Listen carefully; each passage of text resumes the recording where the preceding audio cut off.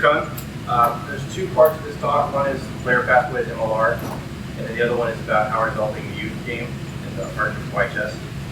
So we'll talk about the player development part first. I'm assuming you guys are interested in that part. The thing about MLR is we're always looking for talent. Always looking for talent for D23s and our senior development team. Okay, we've got injuries, we've got COVID, we've got border restrictions. There's 1,000 reasons why we need players to develop, expand on the players. If you are a college player, or if you have a college player system that wants to play at MLR, they have to declare the draft. Okay. The way it's set up, if you graduate this spring or this summer and you want to play next year, you've got to declare the 22 draft. Because MLR, they have a draft and chase rights system. Where if you get drafted, they have your rights until halfway through the season to sign you. And you can't sign elsewhere until that expires. You're signed after it expires, you can then sign elsewhere. Okay. If you're not in college, or you've already graduated college, you're free for contract immediately. If you have no more college eligibility, the best thing to do is connect with the development team, and you can sign a contract right off the bat. And I'll go into more detail in a second. Okay, so the way the process works, first things first is the MLR Combine. It was usually held in August. The competitions committee is working on the details right now, so it may be tweaked a little bit. But last Combine they had it in August. Keep your eye on the website and social media, because it'll be announced here shortly. Some regional combines, the main combine, that's to be determined. But you want to go to the combine.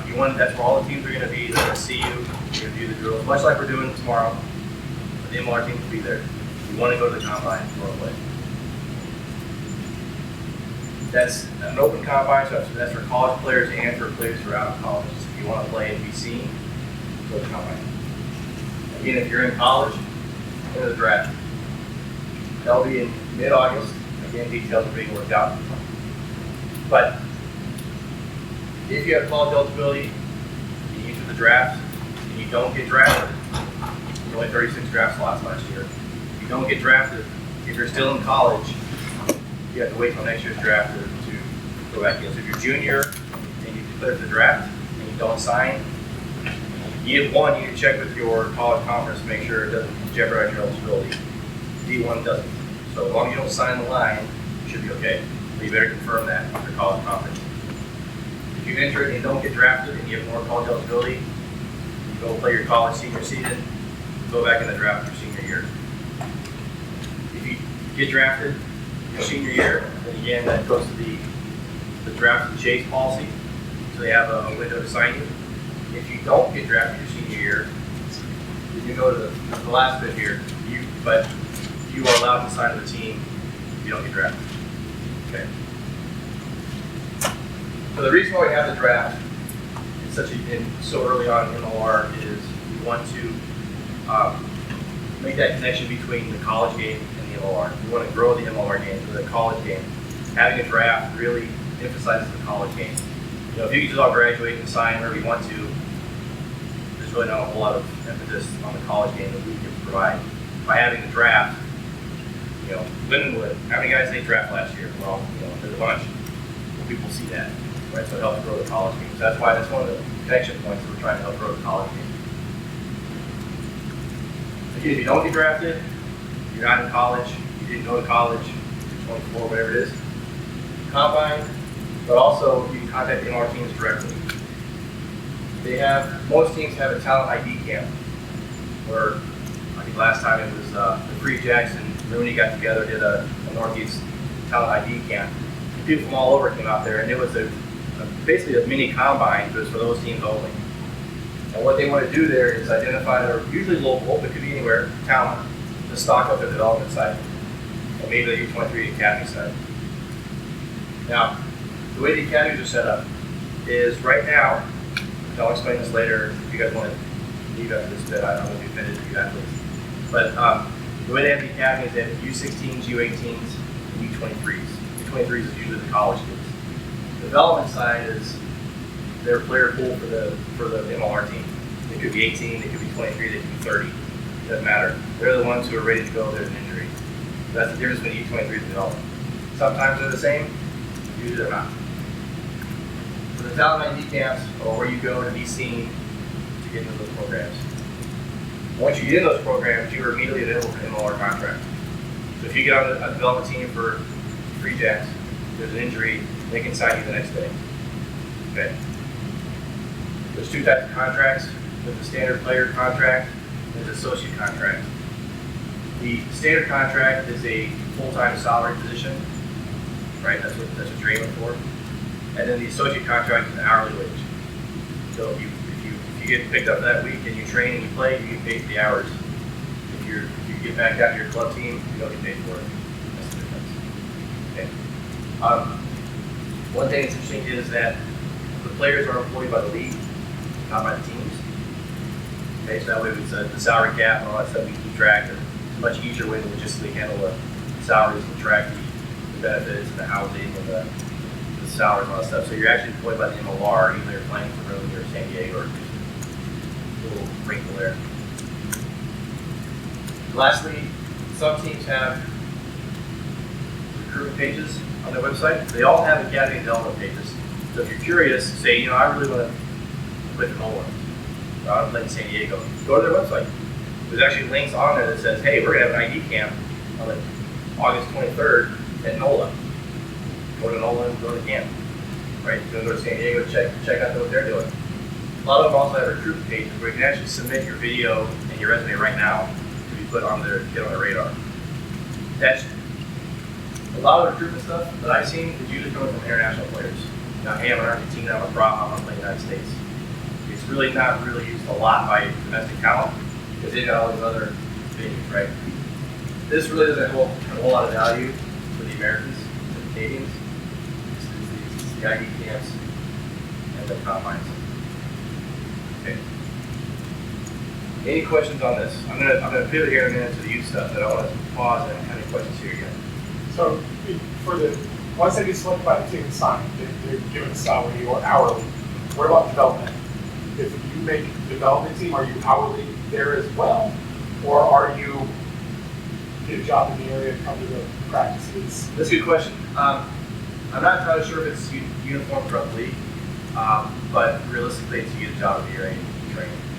Okay. Yeah. I just want when the kids come or somebody comes to me that's on our bench team and says, I want to do this, I want to be able to give them, this is what happens if you have development, What I've seen is they get signed what's called a training contract. Which basically means we'll pay for, we're going to fly you to New York, we'll pay for the flight. But we're not going to pay you on top of that. Okay. That's what I've seen. I haven't seen what Nolan does, I haven't seen what Rugby does, but that's what I've seen in San Diego. Okay. Now, the development team is not, they're not part of the MLR team just yet. Okay? So they haven't signed that standard or associate contract yet. So it's like the old Super League team, right? It's the highest competition below the pro. So like the DC will play each other. Like Rugby will play Free Jackson on the side. We'll play NOLA, and then like Texas has Austin, Dallas, Houston, and NOLA. They all play each other. The development sides play each other. Then they can play an on-back or a ball on shore or something like that. Just a really, really good club. They don't play in the club area. I'm imagining it's something that if it's a talent that they want, you want to develop the club would assist with job placement, job finding, things like that. Teams would be crazy not to. Okay. Yeah. If you're going to move to New Orleans, don't find it. Okay. Now there's some caveats to that. There's some rules in the salary cap where if the owner owns a construction company and a team, he can't just, everybody works for the construction company. It's got to be a real job. But yeah. Okay. Any questions from you guys? Are we going to be playing the MLR in a couple years?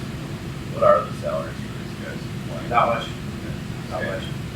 Salaries, 15, 20 bucks an hour. There is a cap.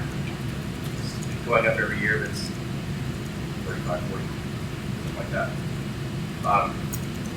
Remember that the MLR is kind of working in the deficit at the moment.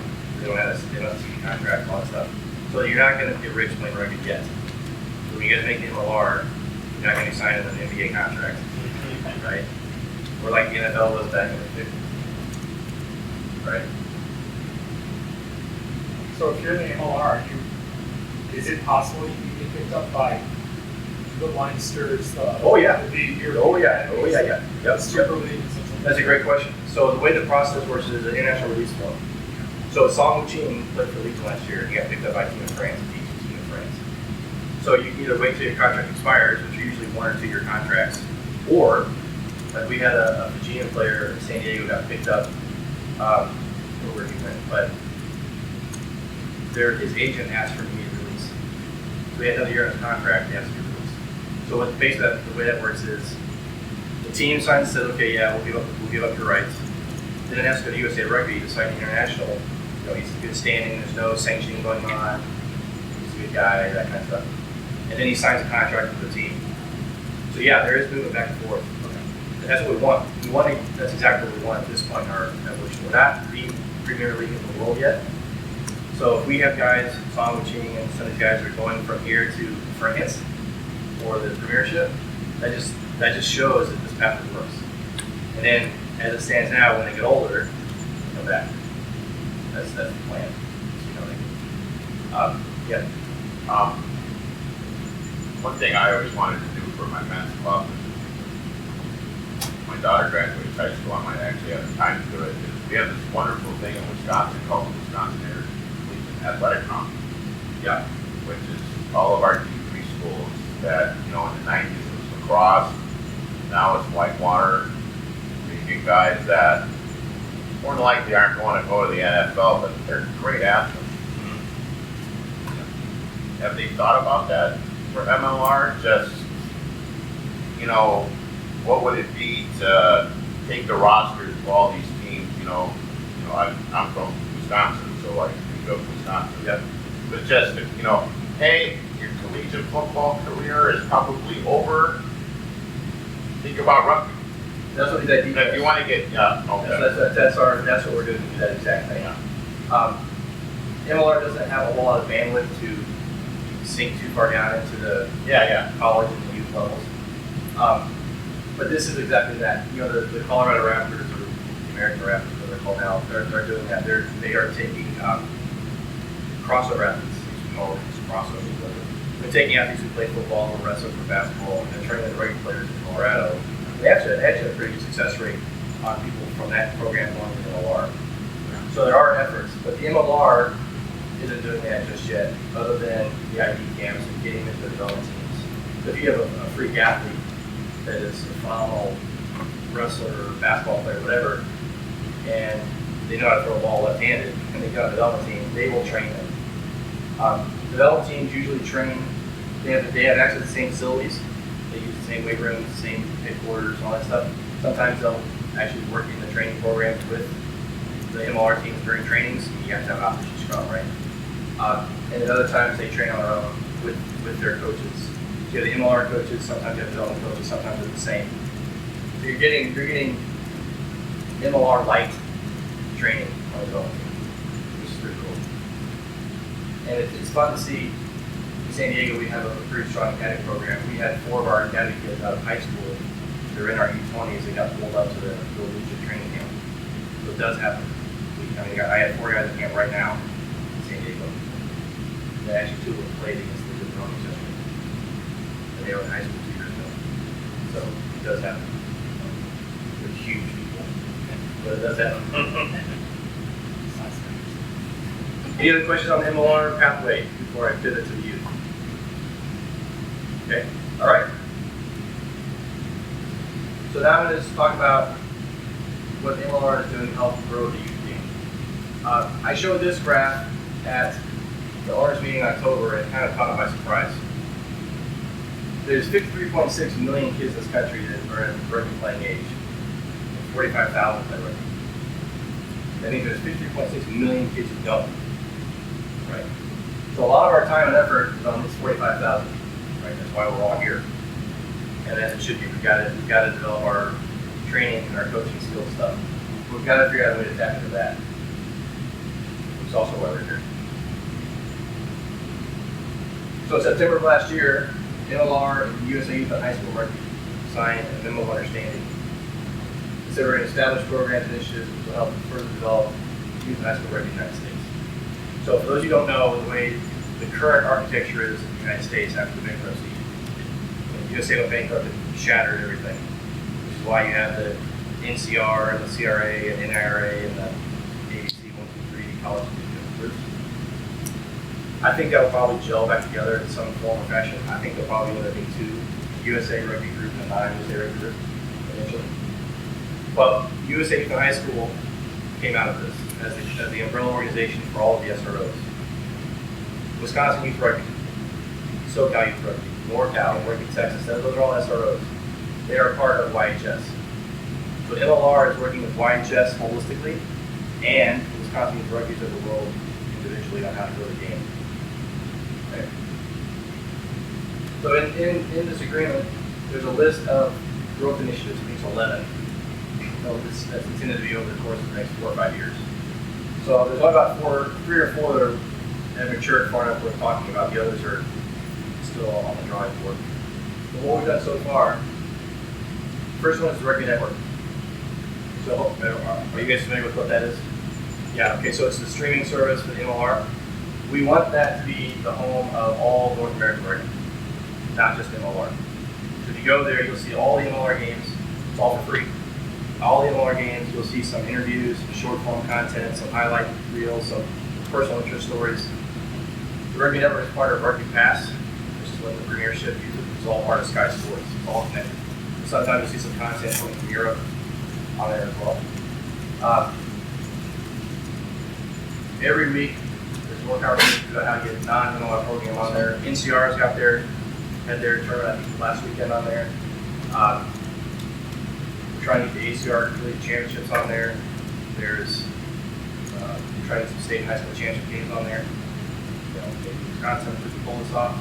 We're trying to get stuff on here. State championships, national tournaments, college games, college national championships, elite adult club leagues like the Premiership out in California. We want to get as much on as we can that's of quality. We don't want to get, you know, us old guys playing a bunch of old man rugby. That's not quite the level we want. But if it's a state championship or a college tournament, you know, something that's garner interest, we want to get it on there. So I'm working with Wisconsin Youth Rugby, all the other groups to see what's out there to see what we can do on there. Some things to remember though is that the teams are required to cover the costs of content production. Okay, there's other flow services like Flow Rugby, FTF. They all have different agreements. They all do. You know, like Flow Rugby has a great product, right? Those games are really well done on TV, on streaming service. They pay for the production. That's why it looks so good. But then they charge for the subscription fee. That's how they pay for the production. That's why it looks so good. Rugby Network is free. They don't pay for any of that. But if you're going to do a high school state championship, you've got to figure out how to produce the game itself, which is basically filming it in HD, getting all the cameras right, and then the cut from one camera to the other camera, adding the scoreboard graphic, having the commentators. You put that all together, and you send it to the Rugby Network, and they'll flip the switch and they'll blast everything like to it. What's the standard production cost for something like that? Or it differs, but If there's expect $5,000 to $10,000 a game. That's a huge budget thing. But if you have enough runway, sponsor it. Or what we've been doing, we talk about some of the colleges, and some of the schools is they have a TV production class at the university. You know, leverage that. You know, talk to their teachers and say, hey, for senior project or class, you know, we can stream these games for free. Get the university on the local wide web on every college player in the world going to see this. Let's promote, you know, University of Wisconsin. You know, so there's ways to get around that, especially in-house capabilities. If you were to go out to a local production company, which there are around, I would speak to 5 to 10 days. And I have the production specs. I've given them to Richard. So Wisconsin has it if there's any interest. Okay. So this is what this website looks like. Yeah, again, if you join, again, it's for free. They're going to ask for your email address. They're going to email you some marketing stuff every day. But that's the price you pay for getting free service. So that's what it is. If you haven't joined, join it. It's actually pretty cool. There are some blackout rules for MLR games. If you're in San Diego, they're not going to show the San Diego game. Right there, there's 24-hour delay, kind of NFL. If you're not in San Diego or up here, I don't think there's blackout rules up here, so I don't think they're in the MLR market. You can see every MLR game for free live on the Rugby Network.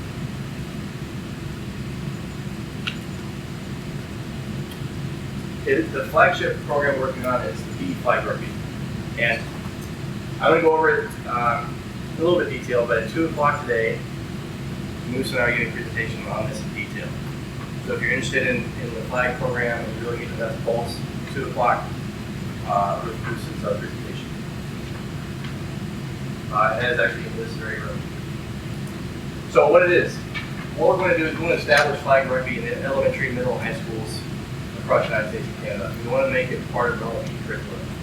The teachers use basketball and flag football and kickball. We want flag rugby, another American sport that they can pick. Okay. We rolled this out for the 21-22 school year, and about 2/3 of the MLR teams participated. Some of them hit on COVID pretty hard. Seattle and those guys that just speaking in schools at all. But also some SROs did this: North Carolina, Connecticut, Indiana, Ohio, and Colorado. And did this. So rugby, I'm talking, Wisconsin rugby is going to do this next year. This year. Next year, we're going to just take this and scale it all the way back to 10 or so. What this is, it's 8 balls, 40 flags in the bag, and access to the curriculum, which I'll show in a moment. And an important part is local youth support. Because what it is we're teaching the teachers how to teach rugby. It's not one of these things where, hey, today we've got a guest, he's going to teach how to play rugby, and then we do it for one day and we leave and it's on. We're teaching the teachers. And the reason we want youth support is while they're teaching kids how to throw the ball, it'd be nice to have a rugby player or a coach there to be catching them. Say, oh, lift your elbow. Do the little stuff that we know that the teacher won't. But also, those kids will recognize you're wearing a Wisconsin rugby shirt or whatever club you're from, and they're going to have so much fun playing in the schools.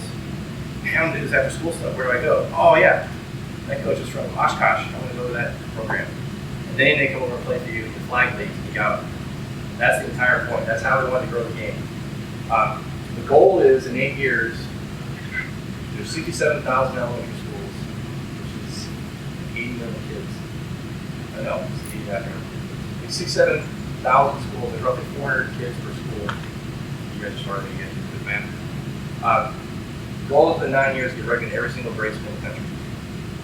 That's the goal. I get funding for it. It's all free. It's all paid for by sponsors. So if I get sponsorships, What if we have somebody in development in the schools currently? We have a player that's on the team that works with the Appleton area school district. Has a winter Friday night light in the gym, 5-on-5 flag rugby. Is this something that we should hook up with y'all? And because he has an ongoing for next year's vote, things like that. But sure. If we get this minded, because the biggest thing behind it for ours is how do we support it? First of all, our club is going to support it. I mean, by the balls, by the flags. Now, with y'all saying you will provide for each school, plus you have the curriculum in place where you say we can teach the teachers. And I'm pushing to get into the PE classes now. Come to y'all and look for that? So, yes, so the getting into the classrooms, yes. Okay. The flag leagues on Friday, that's fantastic. And you can use the same equipment if you need to, no problem there. But getting into the curriculum is what this is designed to do. And I'll show you what that curriculum is in a moment. Okay. So again, and this is all going to be followed through Wisconsin Youth Rugby. So, and the idea then is you guys will get together, or with Richard or whomever, and say, okay, we've got 3 districts who want to do it this year. That's 50 school, I need 50 kids. They'll tell me, I'll find somebody to pay for it. Or if there's a local sponsor who wants to pay for it, which is great, which is actually better. The ball, there's a panel on the wall, there's a panel on the bag, and then once we get it online, we'll do online advertising as well. But if there's somebody local who wants to pay for the local school districts, that's even better. Keep it close to home. So this is what it looks like. Are you guys familiar with the old Rugby Rugby program? It's the old Rugby Rugby program. It's the exact same thing. It's just pulled forward a little bit. What we've done is we've added QR codes. So this is what the teacher gets. They get what's called skill cards, it's the front, it's the back, and game cards, front and back. So again, at 2 o'clock we'll go into detail. I don't want to steal them, it's just not too much. But what these cards are, you can see, this is what we give teachers. They have access to this online. So this is the drill you're doing, how to receive a pass. This is what you're trying to teach. Scan that code or click that link that takes you to the YouTube channel. It's got all the Rugby videos on it. To actually see the video, you can actually see this drill being laid out. 30, 90-second video. On the back of the card, what you're trying to teach, what you're going to keep an eye out for. This is the Wisconsin, this is what's different. This is the Wisconsin PE standards. So the teacher says, I need more standard 1 element 13 drills so I can collect my metrics. I can use my Rugby now. And that's the key difference. You can actually build an entire curriculum. In some states you're doing this, and I haven't caught up to them yet, but there are teachers who are taking all these standards and building a week, a 2, and a 3 curriculum. They have to do the catch in the pass, and then they do the basic drills on Monday, and on Wednesday I'm doing this, and on Friday we're playing Rugby. 2 days, 2, 3 days you're playing fly Rugby class. After you do the skill, so it tells you what games you can teach that reinforces the skill you just taught. In this instance, it's relay races. How do you set it up? How do you play it? Do the scan, do you actually see it? What are you teaching? How do you progress it? So if the kids get it right off the bat, how do you make it a little harder? You know, make them spread them out, add a defender, all these kinds of things. So if you're teaching between a 3rd grade class and a 6th grade class or a sophomore high school class, you can scale it up. Anyway, you're trying to teach. When you know that, you go back to the next skill card. Okay, now we see the pass. Now we're going to work on, you know, what the next motivation or defensive flying or whatever. It's very flexible. So teachers can. What I found in San Diego, the assumption I had is like when I was growing up, you have a PE teacher and you grow in the school. Your classes, you go to PE, you have a PE teacher, and that's kind of what it was. Some districts they have one PE teacher for like 5 schools. They get to go to, they just rotate around in the less affluent areas. So they get PE on Monday over there, and they don't get any PE till next week. Then it's the homeroom teacher who's taking them out and making them play kickball. So they have to teach PE, they have to make them run around. But there's only 1 hour a week for PE. So it really depends on the district. And this is flexible enough to where the teachers can take this and adjust it depending on the situation. And this bit here really gets the teacher's attention. Okay. So we'll go into more detail on that with Bruce on how to actually roll that out. He's got good insight on the Wisconsin school structure and what he's learned, what actually gets into the schools. Because every state's different. What works, what doesn't work in each state, and how they're structured, and who you have to talk to. You have to talk to the district, you have to talk to principals, foundations, who you talk to. He knows a lot of stuff. We'll talk about that today too. The next growth initiative is MLR academies. What we want to do here is provide an opportunity to teach rugby at an elite level, right? The intent here is not to, this was a touchy subject initially in MLR cities, is not to overrun the high school or the club programming. It's intended to enhance that, right? The intent is to train the kids every other Sunday, whatever it is. They go back to their home clubs, make their home clubs better. When their season's finished, then we'll launch the academies this season and go play in Rooney and LA and Houston. Okay. Right now they have a U18 boys competition and the development team, every MLR team has a development team of some sort, right? Within the next year or two, we're going to add U16 boys. And within 2 or 3 years, our intent is to add 16 to 18 girls to the academy program. COVID allowing. Okay, that's the plan. So in 3 to 4 years, we should have 16s, 18s, boys and girls. Some teams have U20s, some teams have U23s, just depending on what city they're in. In San Diego, where I'm from, which I'm most familiar with, they have a U23 team because they've got UCLA and San Diego State, USD, they all have some pretty high-powered programs there. Some teams in the states that really don't have quite fully developed college programs, so they go straight from high school to the development side. Fair enough.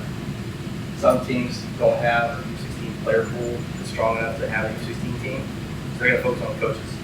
you know, adult high school coaches, and then in a year or two they'll be U16 teams. So this is kind of going at different paces of different cities. And then the important part here is we're working with YHS to make sure that we're working together on scheduling, on the rules, on how you get a red card in the club game. Does it carry over? Yeah. Previously, people were like, don't care about that. We're trying to figure out a way to, okay, we're all in the same ecosystem. Let's do this right. So we're figuring all that out now. But the intent is to grow the game, teach these kids how to play better rugby, go back and make their high school and club better. You thought about following the soccer model? With the we're not there yet. Yeah. I mean, that's how we do it here. We have girls that play school soccer, club soccer, school trumps club. Yeah. Yeah. That's interesting. And I'll explain that in a second, but again, California, which where I come from, we have CIF. What's it, the state's body over here for high school? WIAA. WIA. So CIF has a rule, you can't play club and high school in the same season. So you play soccer out the same year. You play soccer and high school, you cannot play for club team. Say you play for club team in high school, you can play offset seasons. But then you start worrying about players' welfare, right? You can't, especially in the rugby context, playing year round. One thing you see is in California, the kids start playing football in August. They finish in October. Rugby starts the next week. They train, they play the high school season. The next week, club starts. The next week, 7 starts. You have about 4 weeks off when football starts. It's too much. So we're trying to figure out what the balance is and where we all fit in together. Knowing that football is going to do football and we're going to do rugby, but what's the player safety aspect. So we're looking at soccer. We're not there yet. It'll probably evolve towards that in some capacity, but it's been a long time for that. So, and this is great for the teams that have MLRs around them, but Wisconsin, we're in a hole because Chicago won't do the MLRs. Right. So, how can this affect Wisconsin? This particular growth, not much. Okay. Not much. Although I will tell you, surprisingly, there are kids, high school kids, who fly from city to city to get into academies. San Diego's got 2 kids that fly out from San Francisco every week to try to float that way. Yeah, well, we've got, I mean, that's a couple hour flight. Right. We're talking, Right. What's the nearest one? 3 jacks? Right. So what we're trying to do here is, Where are they? Sorry, that's Boston. Yeah. Toronto, Boston, New I York. mean, or, 18 hours to go down to Houston. Yeah. Yeah, you're a long way away currently. Right, it is. But Yeah. that's, Well, MLR is growing. I don't know. We're all here to get a Midwestern team. To that point, just so you guys know, when a team, when you know, what's the new team? What's his going next? How's that work? Here's how it works. You get an ownership group that has enough money to pull it off. Franchise fee and being able to hit for a couple of years. And a stadium plan. How to get to a proper stadium. That's it. We're not aiming at Miami, Chicago, and Honolulu, and whatever. It's whatever group can do this, whether it's in Oshkosh, Des Moines, Iowa, Kansas, wherever it is. That's what you got to do. So there are cities who are trying to do this. Can't say who, but they are. You probably know already. There are groups that are trying to get teams, and some are closer than others. So hopefully, with this MLR season, there should be some news about that. But yeah, so this particular piece doesn't do a whole lot of good for the kids here, with the exception of this bit. We're trying to create with YHS the framework on academies and how they relate with YHS, Wisconsin's rugby team, right? Now, none of this is intended to be dictated to you guys. It's all intended to assist. Some of these have value, some of these won't. It's constant. But what piece of this can we take and help Wisconsin? Is there issues with the academy teams here in the high schools? Are they bumping into each other? I don't know. That's rhetorical. We only have an hour.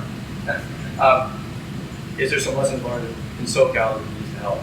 And what are you guys doing up here? Like your flag up here are great. I'm taking back that Southern California, like what you guys are doing here for flag. So it's all these kinds of things that we're learning from each other, which we've never really done before because each state evolved on its own without really oversight, and now we're doing 1,000 things. But a lot of it's really good stuff. We can learn from each other. So How many people are currently on the MLR staff? we all leave office. Yeah. Okay. One when we have calls is one script. So 9. Yeah, Saturday. Yeah. So community colleges. I heard that Wisconsin's not a real big community college state. Is that right? Not a whole lot of community colleges up here. Okay. So this is not a medium pack, but this might have some lessons learned that may help. So what we're trying to do here is there's a massive drop-off across USA between high school and college players. 89% of kids who play high school don't play college.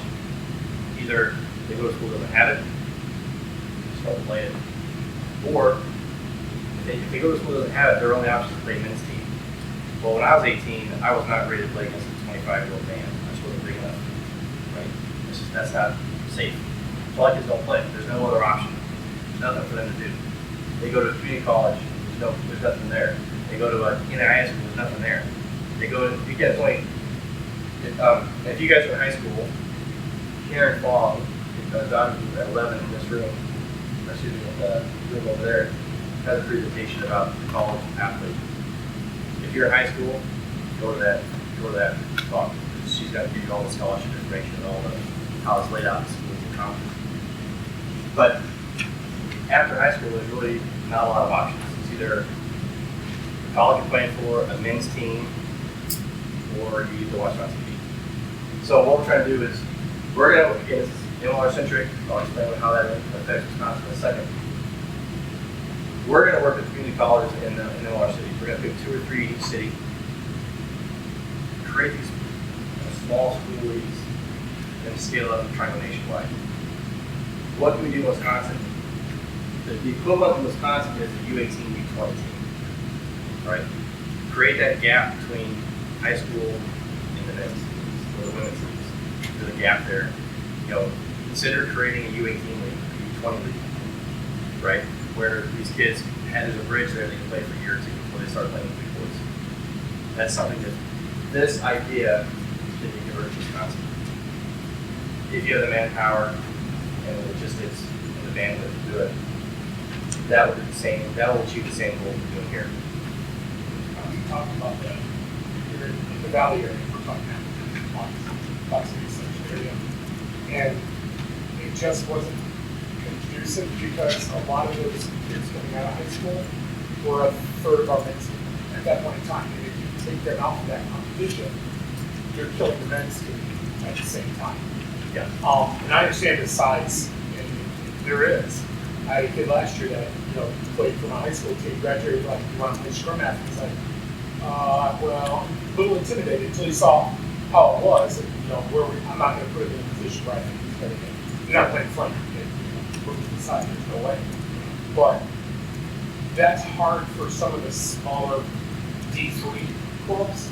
Now D2, I can see Green Bay doing it. I think they've got the staff, or the guys in Milwaukee doing it.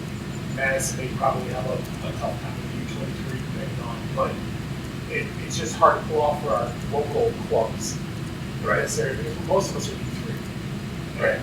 You're pulling, like I said, 1/3 of my players, and they're ineligible to play for us during that competition season.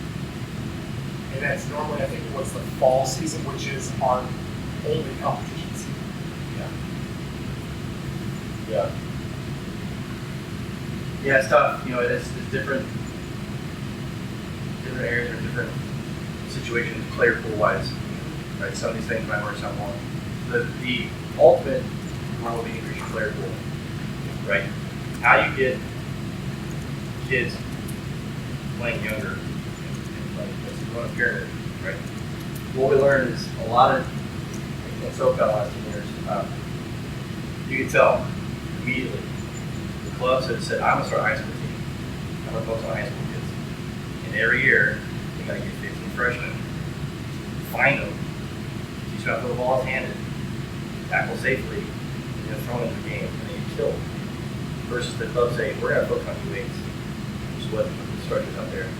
Whatever the lowest age you're hearing, we're just gonna back to the U8s every year. U8s. Focus every year U8s. You get 50 kids playing U8s, 60 kids playing U8s. And this wave starts coming through the system. It's a long play, but I tell you, when you have 40 kids every year who gets to high schools who play for 8 years, it's incredible. Now you're bringing, like in San Diego, you're bringing MLR players to teach you how to do a 1-3-1 attack and defensive strategy because they know all this stuff already. They've seen it. So now you're doing second level stuff, and they're bringing their friends who are the ex-wrestlers. Okay, they're bringing a wrestler. Okay, this is what you need to learn. But their progression is so much quicker because the guys around them are up here, so they get there faster. So ultimately, the long play. When I recommend to anybody who tells me this, whatever your lowest level is, let's say it's 3rd, 4th grade flag. Is that right? Focus on that. Focus on that. Focus on that, and it'll get there. You notice that even nationals, they bring up their kids, they're playing tackle at a much younger age. Ours started middle school, 6th grade the earliest. Is there a focus on doing that? That's a YHS question. Okay. Short answer is no.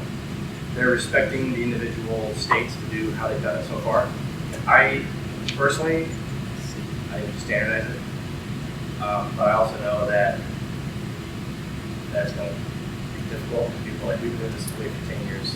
You stay in your lane, we'll do our lane. Fair enough. But that's where YHS comes in. And they're not going to dictate that other than just go back and forth. We're not going to impose it.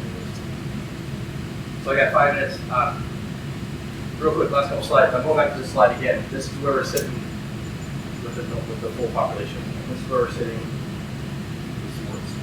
We're way behind. Almost 9 million kids play soccer. Almost 8 million kids play basketball. We have 45,000. Okay, we've got a lot of work. This is why we're here. Right? So we're going in the right direction. And this is my last slide.